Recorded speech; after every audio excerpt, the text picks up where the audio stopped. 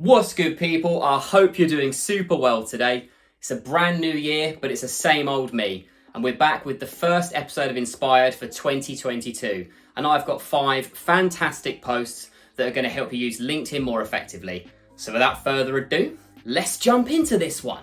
First up is a fantastic post from Natasha Holland, which I really think sets a great example for this new year. Did you know there are 9 billion unique content impressions on LinkedIn every single week? 9 billion. But of those 9 billion, only 3 million people are creating weekly content. That means there is a huge opportunity here for you to stand out from the crowd and capitalize on this massive amount of attention. So the best way to do this is very simple. Post. If you have an opinion, a thought, or a theory, post it. If you have something of value to offer your community, post it. The only negative thing you can do on LinkedIn is being inactive. So the more that you post, the more that you engage, and the more that you network, the better your chances are to expand and to grow on this platform in 2022 and beyond. Next up is an excellent post from the main man himself, John Asperian. And he's found an interesting way of how to learn more about his audience, and it's through consumer feedback. He received some very bizarre comments in his DMs based on material and content that he shared. But actually, this is a great learning point. Being content creators here on LinkedIn means we have to do a bit of psychology work. We have to work out what's going to hit and what is going to miss. And by using customer feedback to get a massive idea of the things that are actually benefiting our audience or the things that maybe are turning them off, puts us in a really strong strategic position. It's much better to learn from feedback than to get false praise. And I think this is a great tip that you can channel throughout your year.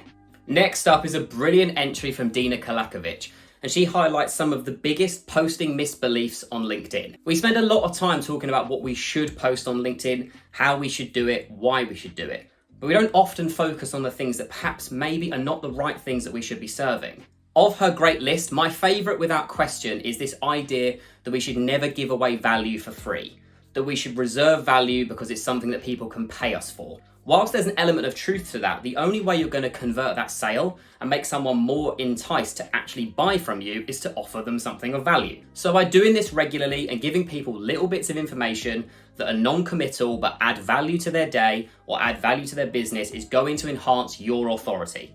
It's going to position you better in their mind as the person or the business they are going to choose. Next up is some realness from my main man, Roman Pikolenko. And he makes a great point about how it can be very frustrating to post on LinkedIn. Frustration is a massive part of all of our day. It stops us from doing those little tasks, and over time it adds up and becomes untenable. But don't let frustration on LinkedIn get in the way of your plans. It's okay to not know necessarily what you're going to post today. It's okay to be disappointed by maybe poor post performance or lack of engagement. But don't let that frustration build up and stop you from being active. Because it's far better for you to consistently post and consistently serve with the opportunity for your content to reach that right person than it is for you to sit there and wallow. At the end of the day, we're people, we're not robots. And anything that we put effort or energy into is always going to come with a level of emotion. And that's absolutely fine. But ensure that you just see it as an emotion, move on and keep grinding. LinkedIn is a long game, and 2022 is your year to make the very best of it. And lastly, I wanted to conclude InSpired this month with a great post from Philip Asai, because I think this is a really good way to see how you should be creating content in 2022. We comment a lot on value in InSpired, and we talk about value a lot on LinkedIn.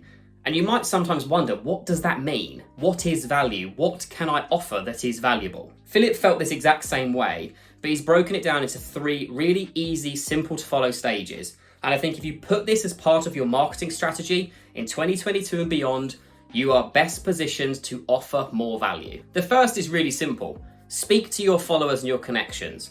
Don't see them as just numbers. Don't see them as just an archive. See them as actual people who are looking to interact with your content.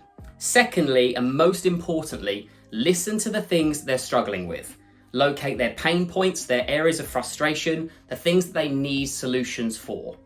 And then create content that answers those issues, that provides the solutions that they seek. Regardless of what format that is, whether it's a blog, a video, a guide, whatever, use that as your marker to create content for them. Because by doing that, you are creating value. And value is the ultimate currency on LinkedIn. It is what is going to get someone to convert and someone to care. And that is what we want. And that right there, guys, concludes Inspired, the very first episode of 2022. I really hope you enjoyed it. If you did, be sure to smash a comment down below and let me know your favorite tip. And as always, please ensure you follow our official hashtag, FinallyEngineRoom. We post content to that hashtag every day that's going to provide you with lots of value and help you use this platform more effectively. But that's all from me, guys. I really hope you have a lovely day, and I'll speak to you very soon. See you later.